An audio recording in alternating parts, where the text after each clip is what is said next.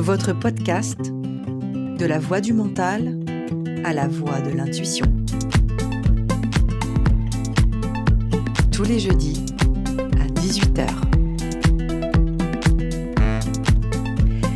Bonjour à vous et bienvenue dans ce nouvel épisode de la voix du mental à la voix de l'intuition.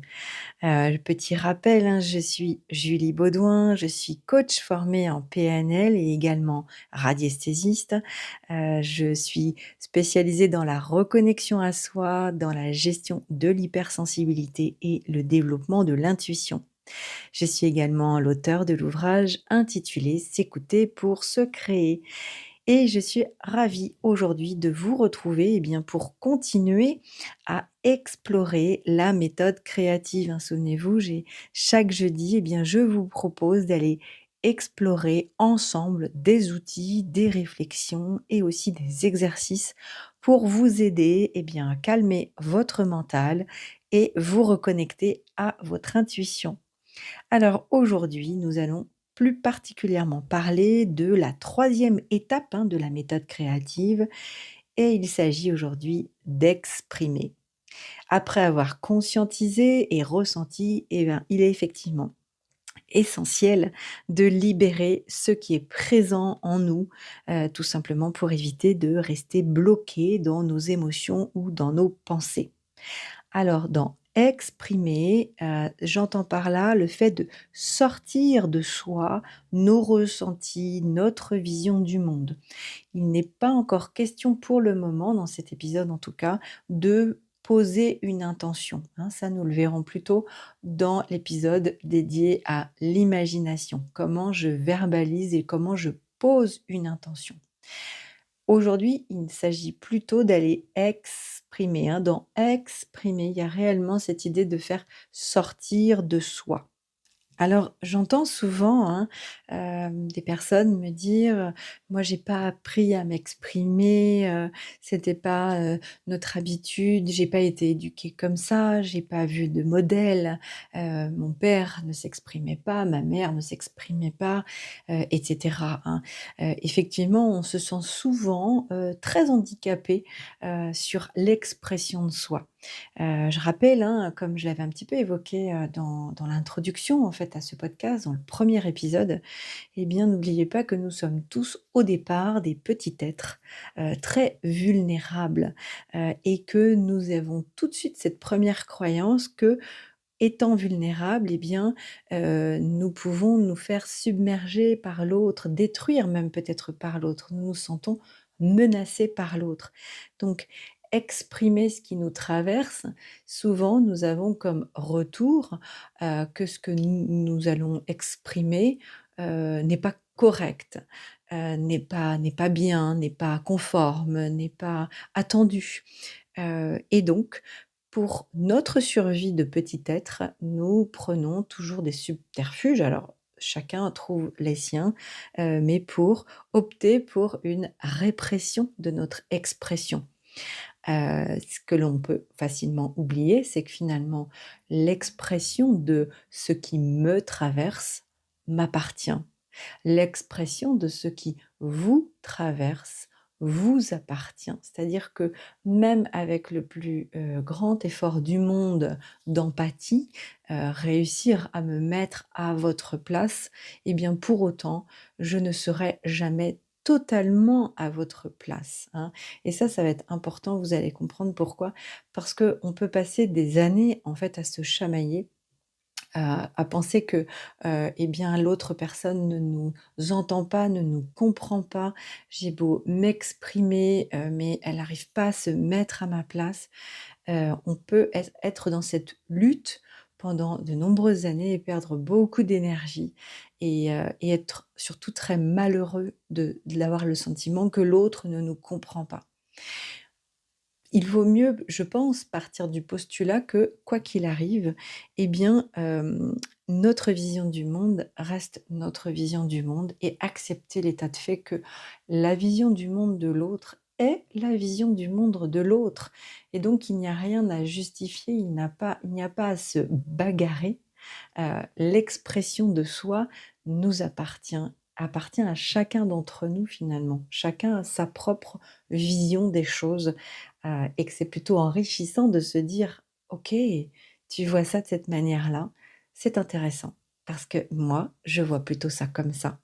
Et on est plutôt dans un partage de vision du monde grâce à l'expression, plutôt que dans un l'un qui doit gagner sur l'autre ou étouffer l'autre, et où là on en serait simplement dans une bagarre finalement, où, il faut toujours écraser. C'est que ce que l'on croit bien souvent et c'est pour ça qu'on a autant de difficultés à nous exprimer. Donc oui, il y a effectivement ce manque d'habitude, ce manque de modèle parfois, mais c'est surtout parce que tout le monde est muet par la même peur profonde de se dire: «Si je suis vulnérable et si j'exprime ma vulnérabilité, alors que l'autre ne va pas l'entendre, et ne va pas l'accueillir, eh bien, je risque d'avoir donné une partie de moi-même, limite d'avoir donné le bâton pour me faire battre et je risque, bah, de subir le retour du bâton finalement et éventuellement, hein, quand on est un petit être au départ vulnérable, de penser même que notre vie en dépend.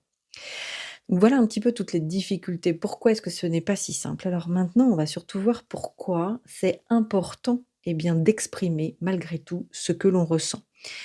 Effectivement, il y a des conséquences à la répression émotionnelle. Peut-être, d'ailleurs que vous l'avez tout simplement malheureusement expérimenté.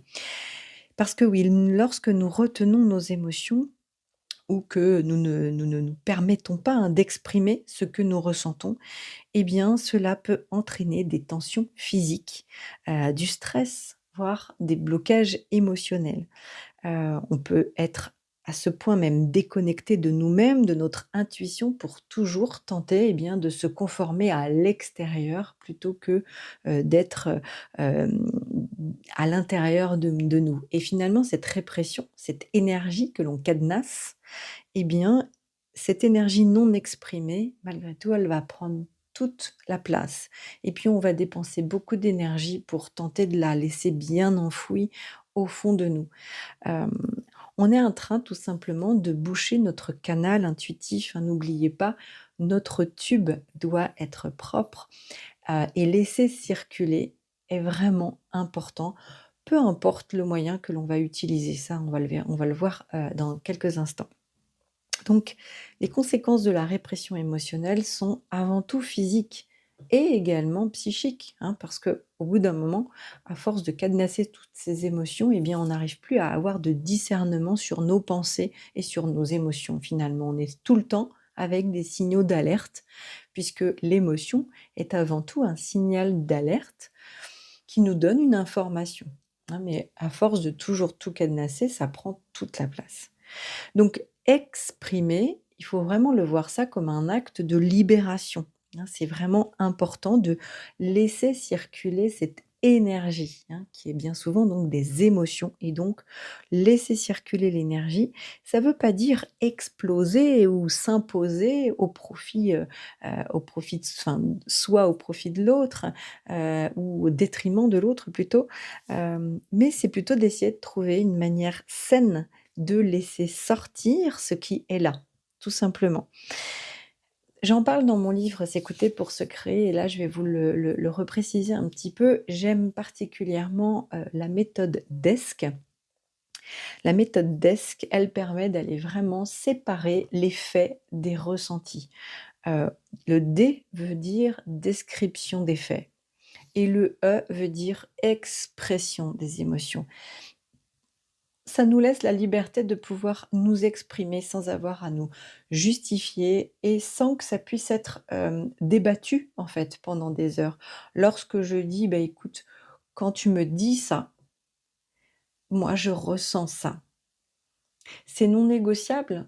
Entendez bien que quand je décris une situation et que j'exprime ce que cette situation me fait, me procure, me fait ressentir, j'exprime quelque chose qui est non négociable, c'est-à-dire que l'autre personne en face comprenne, entende, l'admette, ou pas, entre guillemets, ce n'est pas mon problème. C'est-à-dire que moi, je ressens ça. Face à cette situation, voilà ce que je ressens. Donc c'est une invitation à dire à cette personne en face: «Et toi, face à cette même situation, donc à ces mêmes faits, qu'est-ce que tu ressens?» Et on est plutôt dans une sorte d'élargissement de conscience, de se dire: «Waouh! Pour un seul et même fait, on peut avoir donc des ressentis différents». Et là, il n'y a plus de lutte, il n'y a plus de bagarre d'ego, il n'y a plus de, «Mais si, tu dois penser comme moi», puisqu'on part du principe que chacun exprime sa propre vérité intérieure avec ses croyances, son éducation, son passé et ça nous est propre, ça c'est vraiment singulier et personne d'autre peut totalement se mettre à notre place. Donc la méthode DESC, hein, d'aller vraiment commencer, au moins sur les 2 premières parties, hein, d'aller vraiment décrire les faits et exprimer, eh bien, ce qui me traverse, hein. Dans la méthode DESC, on va après rechercher des solutions et d'aller construire même une conséquence qui puisse être vraiment, entendable et acceptable pour les 2. On n'est pas dans: «Je fais un effort, je fais une concession», parce qu'une concession, c'est toujours: «Bon, OK, je me plie finalement à ce que l'autre attend». Là, on est vraiment dans une co-construction où les 2 sont entendus, les 2 sont considérés. Donc il y a pas de bagarre, quand j'exprime ce qui me traverse, l'émotion qui est en moi ou mes ressentis, peu importe, eh bien, il n'y a pas, de lutte, contre quelqu'un d'autre, hein. On est vraiment bien dans l'expression comme un acte donc de libération. Le lien entre le corps et le mental dans ces moments-là de libération, c'est très important parce qu'en exprimant donc, nous libérons les tensions inutiles, hein. N'oubliez pas que lorsque l'on ne veut pas voir, laisser voir, des émotions, parce qu'on se dit que on a peur que l'autre le prenne mal et cetera, ça y est, notre mental commence à créer tout un tas de scénarii pour cadenasser cette émotion pour se dire: «Waouh, faut surtout pas que je fasse ça parce que sinon ça va se voir et donc il faut que je garde» et donc le mental et le corps se liguent ensemble pour cadenasser nos ressentis. Heu, Lorsqu'on est dans cette lutte-là, il n'est pas possible de pouvoir entendre les messages de l'intuition. Vous imaginez bien que nous sommes dans un cadenassage, entre le mental et notre corps, où tous les 2 se mettre ensemble pour étouffer complètement nos ressentis. Donc là, le risque est majeur, d'une part, de ne pas, se sentir connecté à soi, de ne pas entendre notre intuition et le risque majeur, c'est surtout d'en perdre la santé. Alors, maintenant concrètement, il y a différentes façons d'exprimer, hein, parce qu'effectivement, on va en venir à ça. Concrètement, ben, comment on fait pour s'exprimer?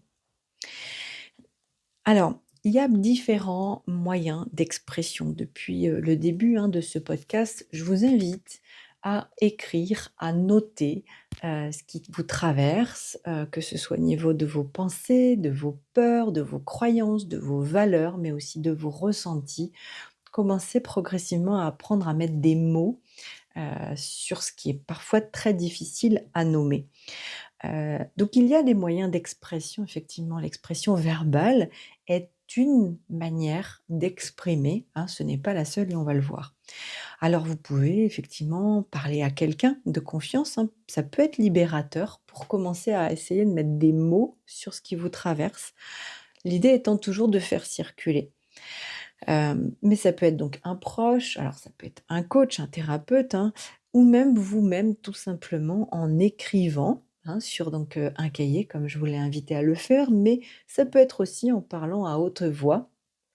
N'ayez pas peur d'être, de prendre le risque d'être, schizophrène ou soliloquer. C'est intéressant parce que ça vous apprend toujours le discernement, hein. Dès dans la première étape, hein, dans conscientiser, je vous invite à vous décoller de vos pensées et donc là, le fait même de les exprimer, ça matérialise cette distance que vous prenez avec vos pensées, vos peurs et vos ressentis. Donc comme si vous alliez monter votre niveau de conscience, observer cette situation un petit peu de plus haut et donc, eh bien, pouvoir vous en détacher davantage, hein. L'exprimer, c'est toujours le faire sortir de soi. Alors, il y a d'autres moyens aussi d'expression. Il y a l'art, évidemment, qui est une forme puissante, hein, d'expression. Vous pouvez dessiner, peindre, donc écrire, hein, on l'a dit, mais plutôt là d'une manière, on va dire artistique. Vous pouvez danser, vous pouvez jouer de la musique, vous pouvez faire du théâtre, hein. Faire du théâtre, c'est parfois exprimer des émotions, hein, d'un rôle, d'un personnage qui viennent faire écho avec ce que vous avez vous-même du mal à sortir. Vous pouvez donc faire circuler une émotion qui n'est pas la vôtre, au demeurant, en tout cas dans la situation, et pour autant, ça va vous libérer de votre propre émotion bloquée, hein. Donc l'art est un moyen parmi, tant d'autres d'exprimer, de laisser circuler, toujours, les émotions qui sont bloquées. Donc un peu plus, en détail, vous avez effectivement l'expression donc corporelle. On parlait juste avant donc de danser, hein, mais effectivement parfois le corps, eh bien c'est un meilleur canal pour l'expression que les mots, hein. Quand on disait tout à l'heure que parfois les mots, que ce soit par éducation ou par culture ou autre, les mots peuvent nous manquer. Eh bien parfois, l'expression par le corps est une expression en soi et ce n'est pas grave tout de suite de ne pas avoir les mots, hein. Vous pouvez faire du sport, vous pouvez pratiquer des mouvements, spontanés comme ça ou même simplement respirer profondément, en conscience malgré tout. Eh bien, ça peut déjà suffire à libérer les tensions, hein. Vous vous souvenez la semaine dernière, on a pu le voir donc, ressentir son corps, c'est une chose. Le ressentir en conscience, eh bien, on a un impact sur la libération des tensions, hein. Donc, vous pouvez également aussi, eh bien, tout simplement marcher en conscience et avoir ce sentiment qu'à chaque pas, eh bien, vous libérez les tensions, qui sont restées collées dans votre corps, toutes ces émotions un petit peu, oui, que vous avez, engrammées dans votre corps et comme si à chaque pas, eh bien, ploup, ça commençait à sortir de vous, hein. C'est vraiment, une marche potentiellement libératrice, si vous avez eu une journée, on va dire, chargée émotionnellement avec des réunions difficiles, et cetera et des luttes de pouvoir. Et bien parfois, marcher en conscience avec cette idée que chaque pas puisse faire sortir de vous, toutes les émotions que vous avez eues, peut étonnamment être très libérateur, hein. Donc le mouvement, si vous avez du mal avec l'expression écrite, ce n'est pas un problème. Le mouvement est une libération en soi. L'idée de toute façon, c'est qu'il n'y a pas de bonne méthode ou de meilleure façon de faire. L'expression, eh bien, c'est surtout la vôtre, celle qui vous correspond.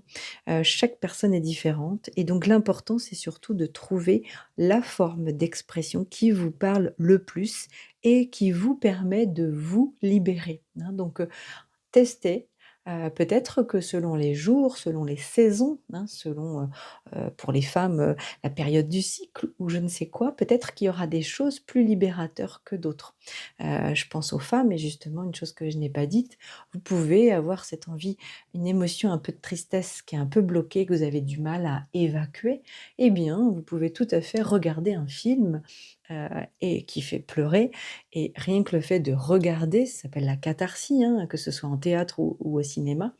Par résonance, vous pouvez tout à fait, eh bien, regarder un film, pleurer parce que vous vous êtes identifié au personnage et le fait même de pleurer libère votre propre émotion qui était restée collée à votre corps et qui n'avait pas réussi jusque-là à s'exprimer. Donc vous voyez, je ne suis pas exhaustive, hein, dans les différentes manières de faire, l'idée étant d'observer vos ressentis corporels. Dès lors que vous avez des tensions, OK, soit c'est une question de posture simplement, soit c'est une question d'émotion qui est restée un peu bloquée. Dès lors qu'elle est exprimée cette émotion, la tension devrait pouvoir partir instantanément. Alors faites vos tests vous-même.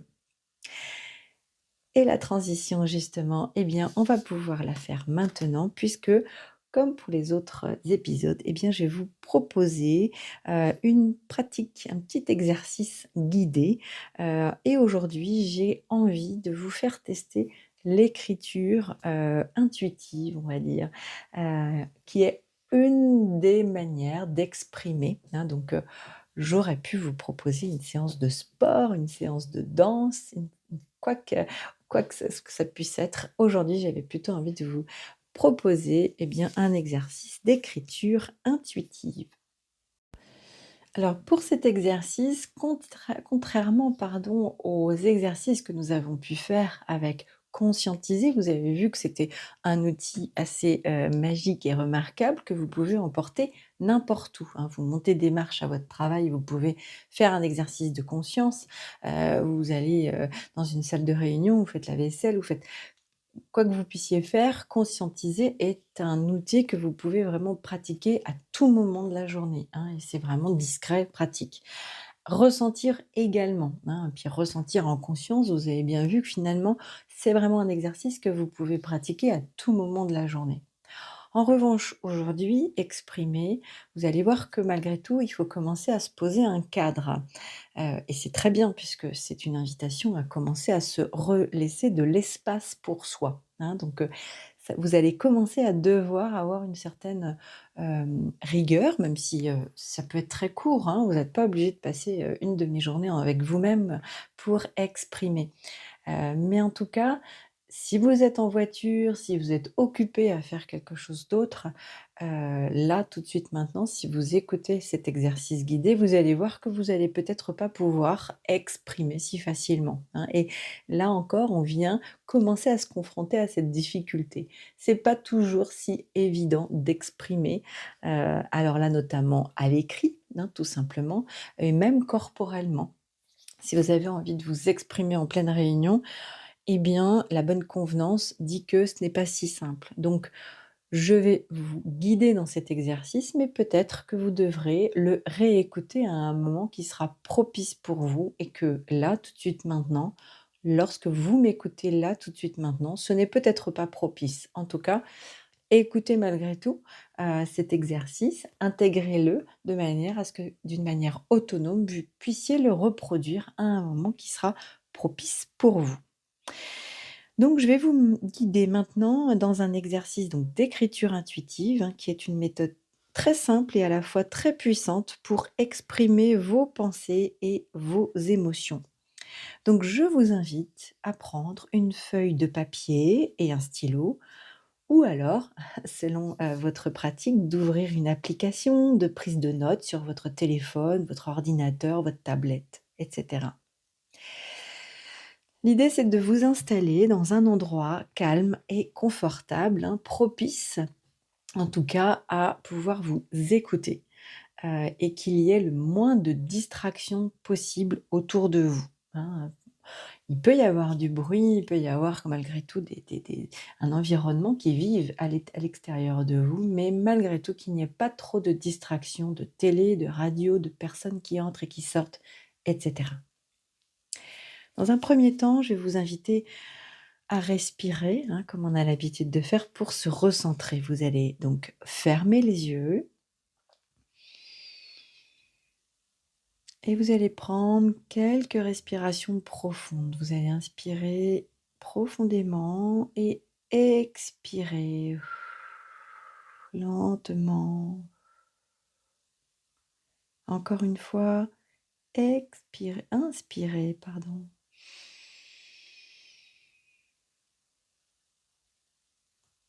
Et expirez. Encore une fois, inspirez et expirez.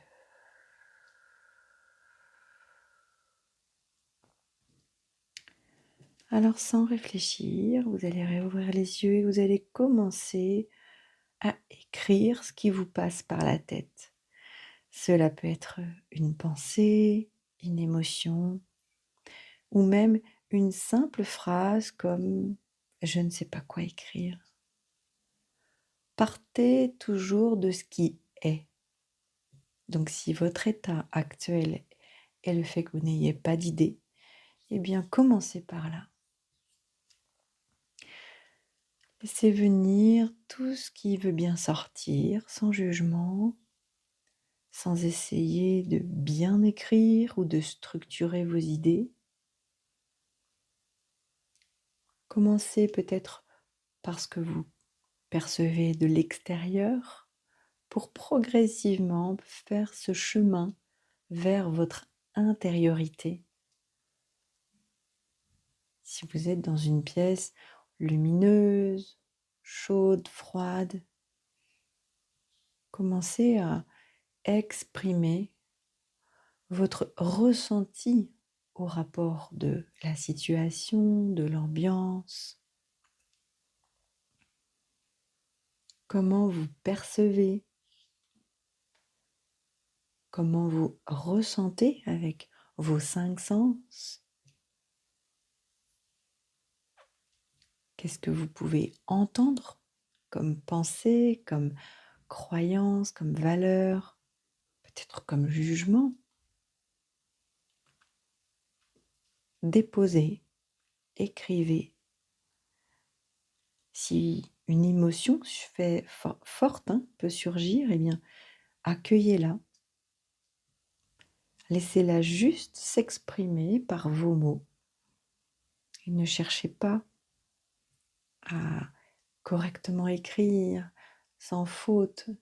Enlevez tout jugement, toute autocritique et laissez venir. Et lorsque vous sentez que vous avez écrit tout ce qui devait sortir, là, maintenant, eh bien, vous pourrez poser votre stylo ou votre tablette, votre téléphone et de prendre une dernière respiration profonde.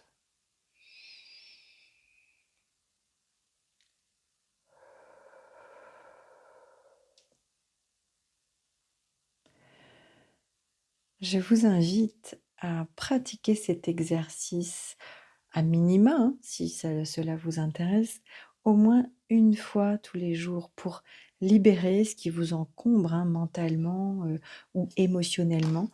Alors ça peut être de prendre quelques minutes chaque jour, chaque soir avant de vous coucher, peu importe le moment que vous trouvez qui est le plus propice pour vous, mais en tout cas l'idée d'être toujours exprimée. Tentez par écrit et puis tentez autrement. Est-ce que, c'est en dessinant, c'est en parlant à quelqu'un de confiance, en dansant, en chantant, peu importe. Trouvez votre moyen d'expression et notez la différence. Est-ce que c'est plus libérateur lorsque j'écris? Est-ce que c'est plus libérateur lorsque je danse? Etc. Si vous sentez une émotion forte monter, trouvez tout de suite un moyen immédiat. Et peut-être que là, l'écriture peut être plus discret pour évacuer finalement ce qui sort sans faire un grand ramdam auprès des gens autour de vous. N'oubliez pas, l'émotion est contagieuse et il ne suffit pas quand même de se libérer pour redonner la patate chaude à quelqu'un. Donc si vous devez vous libérer auprès de quelqu'un, attention de ne pas vous débarrasser juste de votre émotion parce que votre émotion peut avoir un impact sur l'autre qui la reçoit. Donc, les bénéfices vraiment de cette expression, en tout cas, exprimer ce que l'on ressent, c'est vraiment ouvrir la voie à une plus grande légèreté intérieure et de pouvoir commencer à créer de l'espace pour accueillir autre chose, accueillir l'intuition et bien d'autres choses encore, et nous le verrons ultérieurement. Aujourd'hui, nous avons exploré l'étape exprimée de la méthode créative et du coup, je vous invite à tester l'écriture intuitive ou toute autre forme d'expression cette semaine. Et donc la semaine prochaine, nous découvrirons la 4e étape de la méthode créative. Il s'agira d'accepter. Accueillir ce qui est sans jugement ni résistance. Merci à vous et très belle semaine.